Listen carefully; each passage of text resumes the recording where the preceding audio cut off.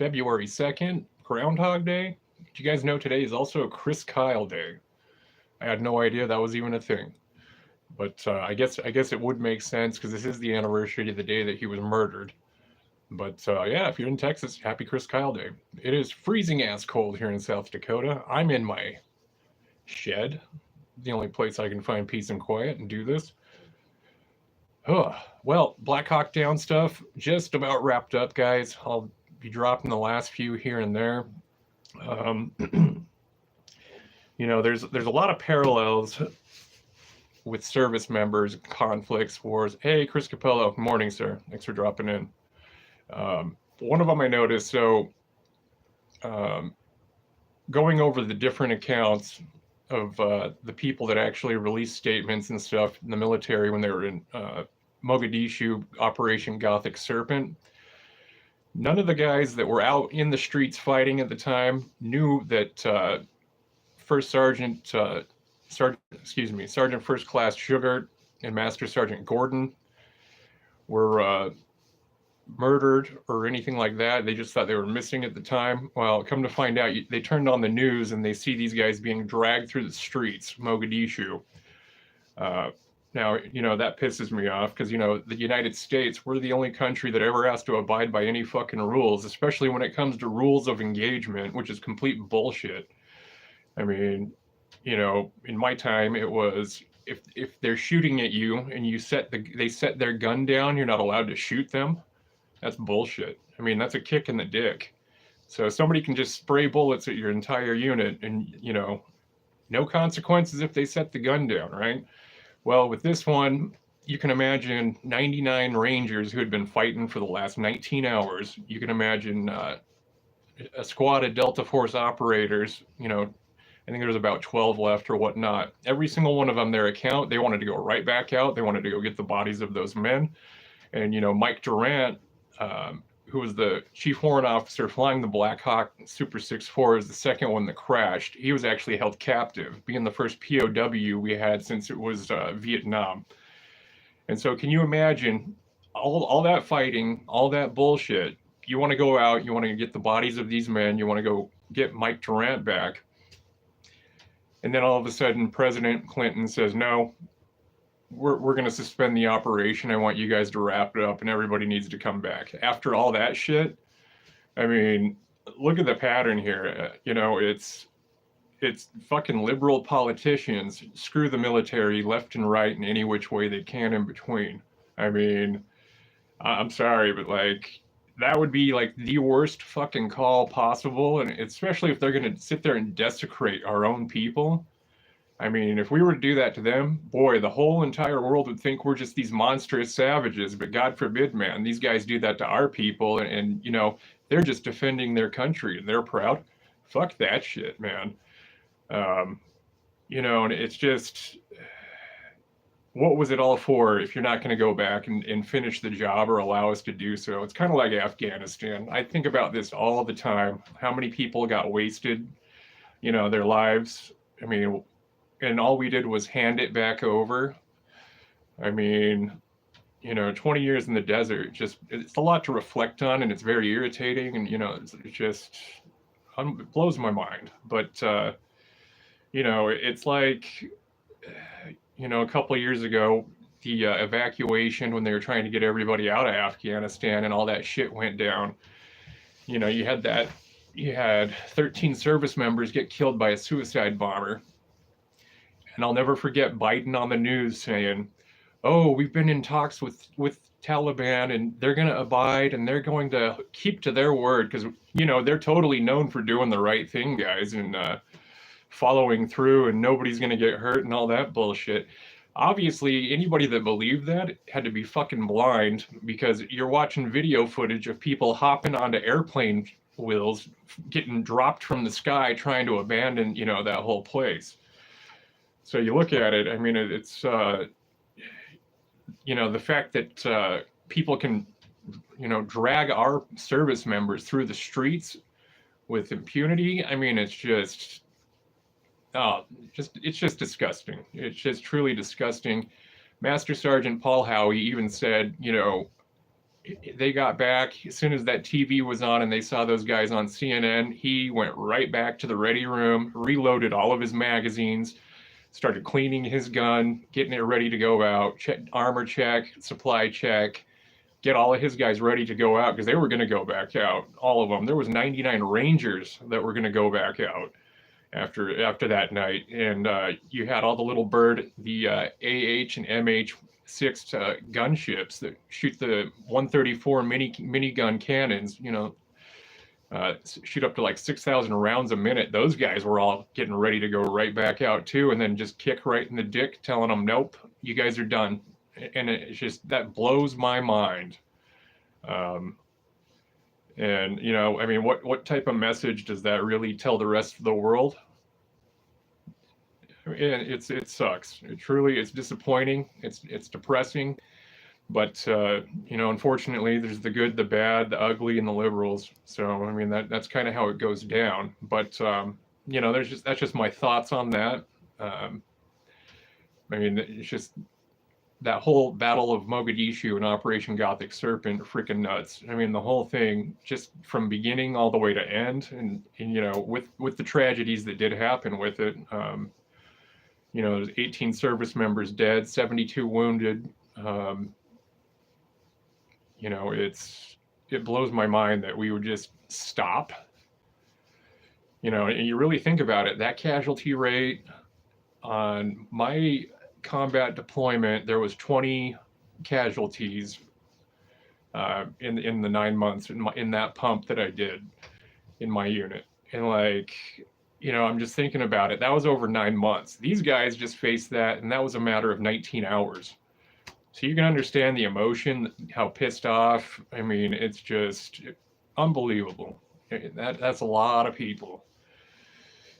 But, and these guys are all operators, Rangers, Delta operators, Night Stalker pilots. It's a couple of the 10th, Army Mountain 10th Brigade or something like that, Green Berets. And, these are like the best of the best type dudes, and they're out there and they got railroaded by their own country. I mean, that's pathetic and that's sad. But, that's politics being involved in the military, and it's just a huge, huge issue. I mean, in all honesty, I don't know. I think I don't know. JD Vance, as much as he creeps me the fuck out, maybe he might be something good on account of he was in the Marines. He was a reporter, though. He wasn't anybody in the infantry or anything along that line. He was a liaison type person or whatever for the news and shit. But still, I mean, it's better than nothing, I guess. But, it's just this type of shit to think about. And then it's like, well, what if this stuff were to happen on our own soil? I mean, let's just say, are we going to just give up, or are we going to just puss out? Are we going to pull back and just let people? I mean, we get involved in these wars and all this crap, and then we take out the bad guys and all this shit, and then we end up handing it right back over to the next one in line, thinking they're going to be the good guy that's going to do the right thing. I mean, that's just like, it's just as dumb as gun buyback programs, and it's just as dumb as, making guns illegal, because criminals are going to totally, hey, you know what? Guns are illegal. I'm going to go turn these guns over. We're going to be law-abiding criminals, guys. We're not going to have guns, or guns in the gun-free zones and shit like that. It's like, are you guys really that stupid? Do you think just because you call a place a gun-free zone, criminals aren't going to carry guns there? That's just like, oh, just because the Taliban says, oh, they won't interfere with people trying to evacuate or whatnot, we can trust them, guys. They're going to do the right thing. It's unbelievable. But, back to the Black Hawk Down incident, 11 days later, finally, first they drop a video of Chief Horn Officer Durant, who, being a pilot, they have to go through what's called SEER school. Basically, it's, if you're captured, escaping, it's handling interrogation, things along that line. And he stuck to his training very well, and which is what kept him alive. SEER school, all the pilots in Air Force PJs and all those guys, they go through that type of stuff. It's pretty rough. It's pretty abusive training, but it benefits big time. You know, they had him on there. He was still alive. They released him 11 days later after the fighting stopped in Mogadishu, and so that would be October 4th, 1993. They released the bodies of the crew of Super 6-4, and then they gave the bodies back of Sugart and Gordon.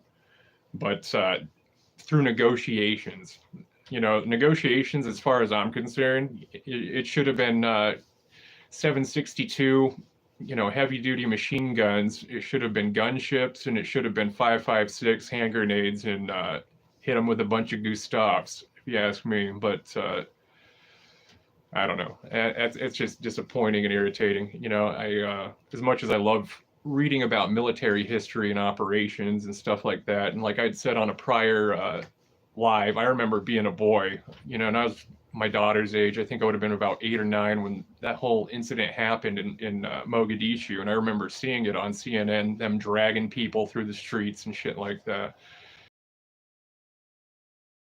Savage. Just completely savage. And then people can say, well, why was the US there in the first place? Well, you know, the US, that's a very good question. There was, you know, before Operation Gothic Serpent, which was the Black Hawk Down incident, it was referred to as Operation Restore Hope.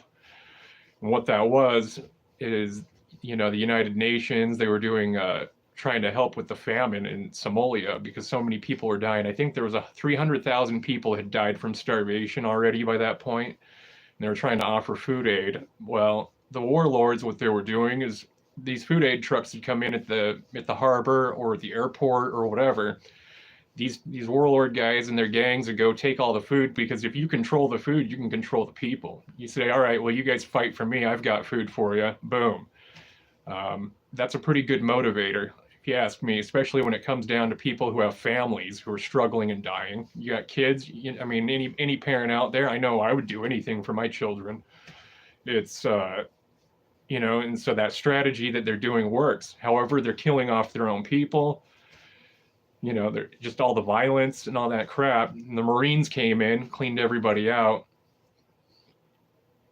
Act like a small fly stuck in. You ever pour maple syrup on a butt, then act like a small fly stuck in syrup?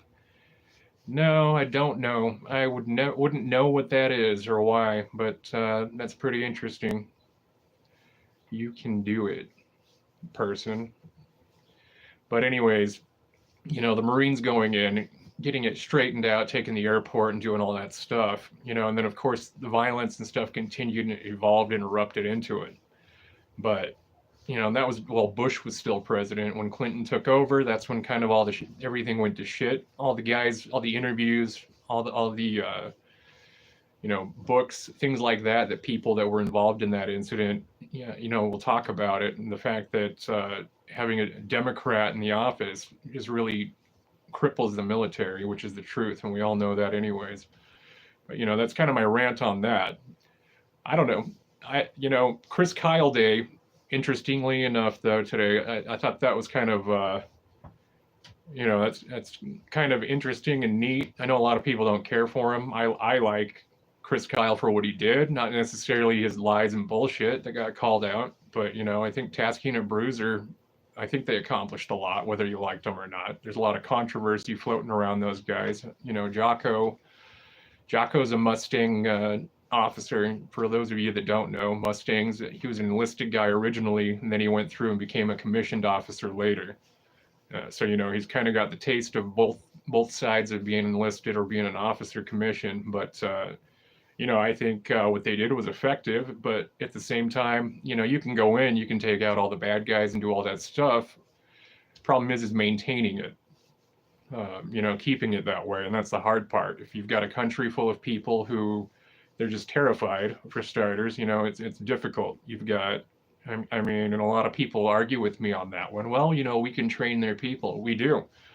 The Green Berets, you know, that's one of the main things they do in non-conventional warfare. You've got Navy SEALs doing a lot of that type of stuff. MARSOC, the Marine Raiders, they do a lot of conventional training and things along that line. But the problem is, though, they're trained a little bit, but they're not really built up force wise. And the one thing that people can do in their own countries better than anybody, especially if there's an invader, is wait it out. And that's exactly what happens. I mean, it's crazy, but anyways, those are my rants for this Sunday, guys. It's supposed to be warm.